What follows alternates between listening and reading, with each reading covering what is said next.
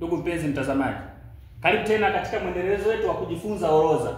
Nilikuja hapa siku zilizopita nilifundisha orodha ya 8, orodha ya 6, orodha ya 5, nikaelekeza, lakini wengi walikuja wakasema mwalimu, hiyo sio njia nzuri ya kumwelekeza mtoto hisabati ajifunze table au orodha kwa Kiswahili. Sasa leo nimekuletea njia nyingine nyepesi kabisa, na yenyewe hii utaniambia mwalimu, hiyo haifai au inamkelimisha mtoto.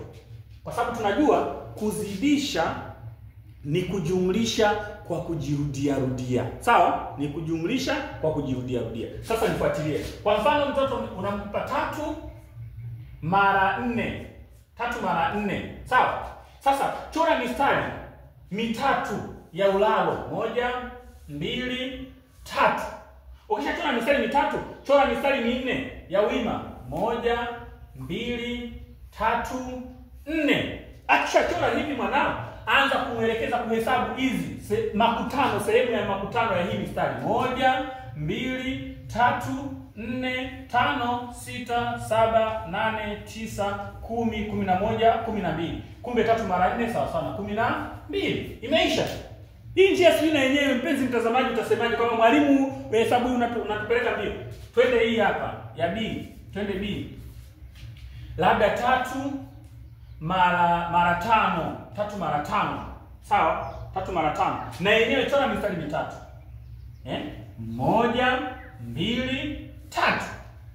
Inafuata mistari mingapi? Mitano ya kushuka. 1, 2, 3, 4, 5. Sawa? Njoo uhesabu sehemu ya makutano mle mistari limekuwa inakutana 1, 2, 3, 4, 5, 6, 7, 8, 9, 10, 11, 12, 13, 14, 15. Kumbe 3 mara 5 ni 15.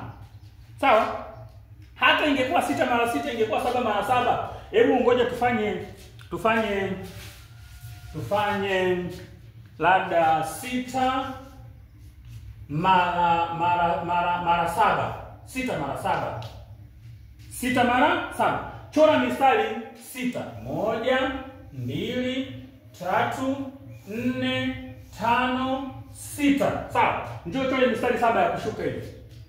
1, 2, 3, 4, 5, 6, 7. Sawa? Njoo tuhesabu sehemu ya makutano humu, mtoto ahesabu humu. Utakuta ngapi?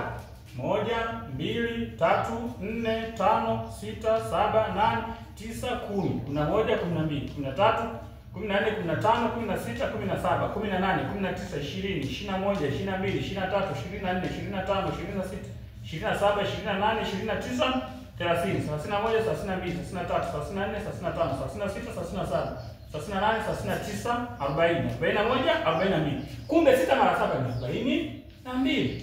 Hii njia na yenyewe itakusaidia sana ukimfundisha mtoto. Nenda kafanye 6 mara 6, 7 mara 7, 8 mara 8, 12 mara 12. Unaiona njia? Njia unahesabu huko. Basi nakupatia majibu. Naomba unifanyie hapo kwenye comment sasa. 8 mara 8. Jawabu sawa sana ngapi? Kwa